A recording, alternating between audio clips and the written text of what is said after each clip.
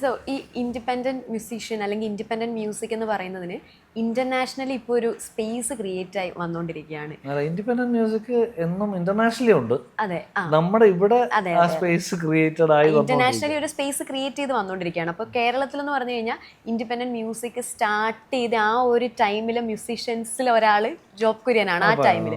അപ്പോൾ ഇപ്പോൾ ഈ 10 years കഴിഞ്ഞിട്ടും ഇപ്പോഴും ചേട്ടൻ ഇൻഡിപെൻഡൻറ്റ് മ്യൂസിക് കണ്ടിന്യൂ ചെയ്യുന്നുണ്ട്.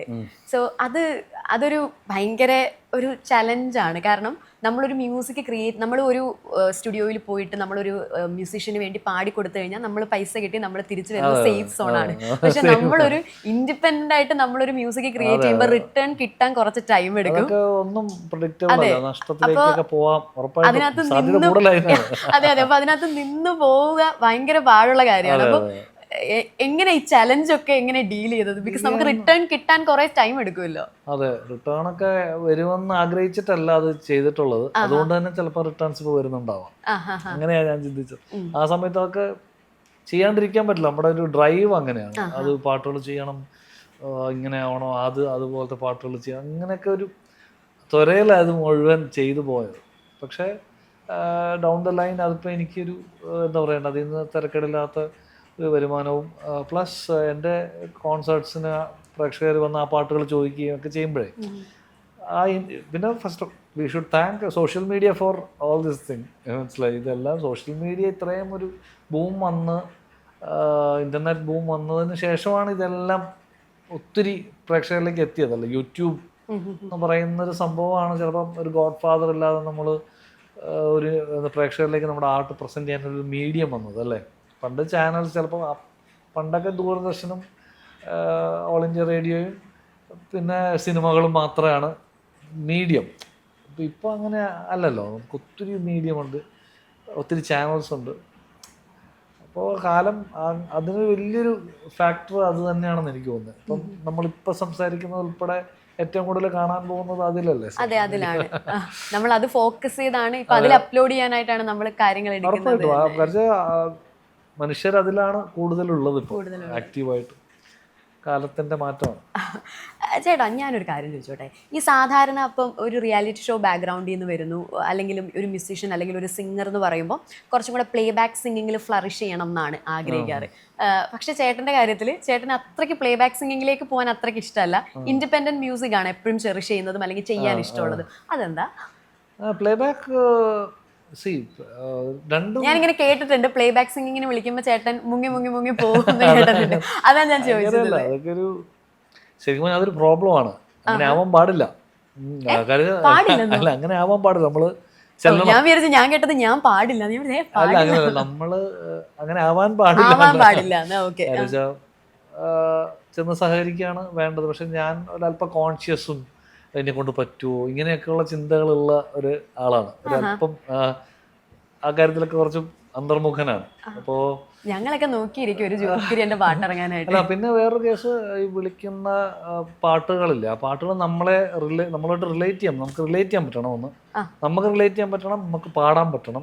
ഇതാണോ നമ്മൾക്കൊരു പാട്ട് നമ്മളെ ഒരു കമ്പോസർ അപ്രോച്ച് ചെയ്യുമ്പോൾ, ഒരു പാട്ട് പാടാൻ അപ്രോച്ച് ചെയ്യുമ്പോൾ ചേട്ടൻ നോക്കുന്ന ക്രൈറ്റീരിയ ഇതൊക്കെയാണോ? ക്രൈറ്റീരിയ ഉറപ്പായിട്ടും പാട്ട് കേൾക്കുക, പാട്ട് നമുക്ക് ഉൾക്കൊള്ളാൻ പറ്റണമെന്ന്.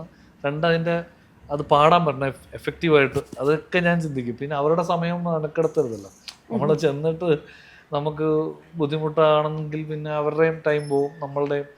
അപ്പോൾ ഇങ്ങനെ പല പല കാര്യങ്ങളൊക്കെ ആലോചിച്ച് വരും, ഓവർ തിങ്ക് ചെയ്ത് വരുമ്പോഴേക്കും സംഭവങ്ങൾ കഴിയും. പിന്നെ ചിലർ ഇപ്പം മ്യൂസിക് ഡയറക്ടേഴ്സിന്, ഇപ്പം ഞാൻ അധികം പാട്ടുകൾ പാടിയിട്ടില്ലെങ്കിലും പാടിയ കുറേ പാട്ടുകൾ നല്ലോണം വന്നിട്ടുണ്ട്. അത് ആ മ്യൂസിക്കിൻ്റെ ക്വാളിറ്റി, അവരുടെ മ്യൂസിക് ഡയറക്ടറിൻ്റെ വിഷൻ അല്ലെങ്കിൽ സിനിമ ഡയറക്ടറിൻ്റെ വിഷനൊക്കെയാണ് നമ്മുടെ ശബ്ദത്തിൽ ഉപയോഗിക്കാം. അപ്പോൾ അതിലൊക്കെ ബ്ലെസ്ഡ് ആയിട്ടൊരാളാണ് ഞാൻ. ആക്ച്വലി നല്ല പാട്ടുകൾ പാടാൻ പറ്റി. അപ്പോൾ അവരോടാണ് എൻ്റെ താങ്ക്സ്. കാരണം അവർ ആ ക്ഷമയോടുകൂടി എന്നെ റെക്കോർഡ് ചെയ്ത് ഉപയോഗിച്ചല്ലോ. അതെ, ഞാനൊരു മ്യൂസിക് ഡയറക്ടർ പറഞ്ഞു കേട്ടിട്ടുണ്ട്, അദ്ദേഹത്തിന് ജോബ് ചേട്ടൻ്റെ പാട്ട് വേണം സിനിമയിൽ.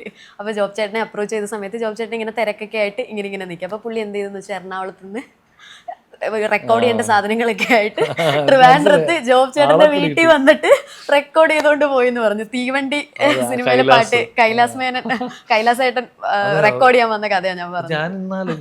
ഞാൻ എന്തിനാ അത്രയും നീക്കി പുള്ളിയെ ബുദ്ധിമുട്ടിച്ചത് നേരത്തെ. അപ്പൊ നല്ലൊരു പാട്ടും ഇപ്പൊ അങ്ങനെയൊക്കെ തോന്നും. പക്ഷെ ആ ആ സമയത്ത് ഞാൻ വേറെ എന്തോ ഒരു കാര്യത്തിലായിരുന്നു. പക്ഷെ കൈലാസ് വാസ് ഡിറ്റർമിൻഡ്, വോയിസ് കൊണ്ട് എടുത്തിട്ട് വിടുള്ളൂ. അത് പുള്ളിയുടെ ഒരു ഡിറ്റർമിനേഷനും പുള്ളിക്ക് എന്നോട് ഒരു താല്പര്യം ഉള്ളതുകൊണ്ട് ഞാൻ രക്ഷപ്പെട്ടു. നല്ലൊരു പാട്ട് പാടാൻ പറ്റി. അപ്പോൾ ഇറ്റ്സ് ഓൾ ബ്ലെസ്സിങ്. പിന്നെ ഞാൻ ഇതേപോലെ ഇങ്ങനെ വന്ന് പിടിച്ച പിടിയാലെ പാടിപ്പിച്ച മ്യൂസിക് ഡയറക്ടേഴ്സ് ഒക്കെ അങ്ങനെ പിടിച്ച പിടിയാലെ പിടിക്കുക. ദീപക് ദേവ് സാറൊക്കെ സൂപ്പർ സ്റ്റാർ ടൈമിൽ നമ്മുടെ ജഡ്ജായിരുന്നു, മെന്ററാണല്ലോ. അപ്പം സാറിൻ്റെ അടുത്ത് നമുക്ക് ഇങ്ങനെ മുങ്ങാനൊക്കെ വലിയ പണിയാണ്. പറഞ്ഞു ഒന്നാലൊരു റെസ്പെക്റ്റും ഇഷ്ടവും. സാർ ആ ജോബ് എവിടെ ഉണ്ട്? ഇവിടെ ഒരു പാട്ടുണ്ടോ, താന്നു വാ. അപ്പം നമ്മൾ ചെന്നിട്ട് പറയും സാർ ഞാൻ നാളെ വരെ ഇന്ന് അത്ര കണ്ടീഷൻ ഇല്ല എന്നൊക്കെ പറഞ്ഞ് ഒരു ടെൻഷനൊക്കെ വരുമല്ലോ. പുള്ളി പക്ഷെ കൂളാക്കി എടുക്കും ആദ്യം. എന്നിട്ട് അന്നത് പാടിച്ച് ഏറ്റവും അടിപൊളിയായിട്ട് എടുത്തിട്ട് പുള്ളി വിടത്തുള്ളൂ. പുള്ളിക്ക് എന്നെ ഹാൻഡിൽ ചെയ്യാൻ നല്ലോണം അറിയാം മേ ബി. അപ്പോൾ സാറായതുകൊണ്ട് എനിക്ക് ഞാൻ ടെൻഷനൊക്കെ പോയി ഞാൻ എന്നെ മാക്സിമം ഡെലിവറി ചെയ്യാൻ ശ്രമിക്കാറുണ്ട്. അല്ല ഇപ്പം ബിജേട്ടനായാലും മാണിക്കച്ചിറയുള്ള അതുപോലെ സപ്തമശ്രീയിലെ താനെ പൂക്കും റെക്സ് വിജയൻ ചേട്ടൻ്റെ. അപ്പോൾ അങ്ങനെ പലരും, ഷാൻ, ഇവരൊക്കെ എന്നോടൊരു എന്താ പറയുക, എന്നോട് ക്ഷമിച്ച് വോയിസ് എടുത്തിട്ടുള്ള ആൾക്കാരാണ്. വിനീതിൻ്റെ, ഹിഷാമിൻ്റെ കൂടെ പാടുമ്പോഴൊക്കെ they all know my character. അപ്പോൾ ഒരു സൗഹൃദമുണ്ട്, സ്നേഹത്തോടെ അത് വോയിസ് ക്യാപ്ചർ ചെയ്യാന്നുള്ള അവരുടെ ഒരു പേഷ്യൻസിന്റെ ഗുണമാണെന്ന് തോന്നുന്നു. ചേട്ടൻ പ്ലേ ബാക്ക് സിംഗിങ്ങിൽ പാടിയിട്ടുള്ള ഓൾമോസ്റ്റ് പാട്ടുകൾ കുറച്ച് ലൗഡായിട്ടുള്ള പാട്ടുകളാണ്. അപ്പോൾ അതിൽ നിന്ന് എനിക്ക് കുറച്ചൊരു വ്യത്യസ്തത തോന്നി. എനിക്ക് ടെക്നിക്കലി അത് എന്താന്ന് പറഞ്ഞുതരാൻ എനിക്കറിയത്തില്ല. എനിക്ക് വ്യത്യസ്തത തോന്നുന്ന ചില്ല് റാന്തൽ പാട്ട് കലിയിലെ ഭയങ്കര സൂത്തിങ് ആയിട്ടുള്ള ഒരു പാട്ടാണ്. ഗോപിചന്ദ് ഒരു അടിപൊളി കോമ്പോസിഷൻ ആണ്. നല്ല എനിക്ക് ചെയ്യാൻ പറ്റുന്ന ഒരു ജോണറും എൻ്റെ ഒരു ഏരിയയിലാണ് ആ പാട്ട്. പിന്നെ നല്ല സമയം ആ പാട്ട് വന്നപ്പോ മുങ്ങാൻ നോക്കിയായിരുന്നു. ഇല്ല അങ്ങനെയല്ല, മുങ്ങാൻ നോക്കിയിട്ടില്ല. അങ്ങനെ എപ്പോഴും മുങ്ങൊന്നുമില്ല. എപ്പോഴും ഞാൻ അവൈലബിൾ ആണ്. എല്ലാവരും നല്ല മ്യൂസിക്. അല്ല, അത് സ്റ്റുഡിയോ ചെന്നു പുള്ളി നമ്മൾ ഇച്ചിരി ലേറ്റ് ആയിട്ട് സമാധാനത്തിൽ റെക്കോർഡ് ചെയ്തൊരു പാട്ടാണ്. നല്ല പാട്ടുമാണ്. എനിക്കത് പാട്ടുമായിട്ട് റിലേറ്റ് ചെയ്യാൻ പറ്റിയെന്നുള്ളതാണ് ആദ്യത്തെ എൻ്റെ ഞാൻ നോക്കുന്നത്. എനിക്ക് പാട്ടിൽ എനിക്കിഷ്ടമുള്ള എലിമെന്റ്സ് ഉണ്ടാവണം എന്ന് ഞാൻ നോക്കാറുണ്ട്. അപ്പോൾ അത് ഭയങ്കര രസമുള്ളൊരു പാട്ടല്ലേ, അസാധ്യ കോമ്പോസിഷനും. അത് ആ സിനിമയിൽ വന്നിരിക്കുന്ന ഒരു പിന്നെ സിനിമയുടെ ഒരു ക്രൈറ്റീരിയ പല ഒത്തിരി പേരുടെ ഡ്രീമാണ് ഒരു സിനിമ അല്ലേ. അപ്പൊ അതിൽ നമ്മളൊരു ബുദ്ധിമുട്ടാവാൻ പാടില്ലല്ലോ. അതാണ് എൻ്റെ സമയം എടുക്കുക. അതിങ്ങനെ ആലോചിച്ച് കൂട്ടും. ചിലപ്പോൾ നമ്മൾ സമയം പോകാം, അവരെ റെക്കോർഡിങ്ങിന് കുറേ വേസ്റ്റ്, വെറുതെ ബുദ്ധിമുട്ടിക്കണോ, ഇങ്ങനെയൊക്കെ ചിന്തിച്ച് കൂട്ടും. കുറച്ച് അതിന്റെ ആവശ്യമില്ല ശരിക്കും. അപ്പൊ നമ്മുടെ ഇൻഡിപെൻഡന്റ് മ്യൂസിക് വരുമ്പോൾ ഇങ്ങനെ ആലോചിക്കും, ഞാൻ എന്റെ സമയമല്ലേ പോകുന്നു, നമ്മളിങ്ങനെ പാടി കഴിയുമ്പോൾ ശരിയാണോ. ഞാൻ തന്നെ എത്രയോ കറക്ഷൻസ് ചെയ്ത് എന്റെ തന്നെ ഇഷ്ടം വരെ ചെയ്യുമല്ലോ. നമുക്ക് പിന്നെ ആരുടെ അടുത്തും അതൊരു ഞാൻ തന്നെ അനുഭവിച്ചാൽ മതി. ആ ഡിലേ, ആ മൂഡ് കൃത്യമായിട്ട്, മൊത്തത്തിലൊരു മൂഡ് സ്വിങ് മൂഡിന്റെ ആളാണ്. എനിക്കത് കറക്റ്റ് ആയാലേ അത് പറ്റുള്ളൂ.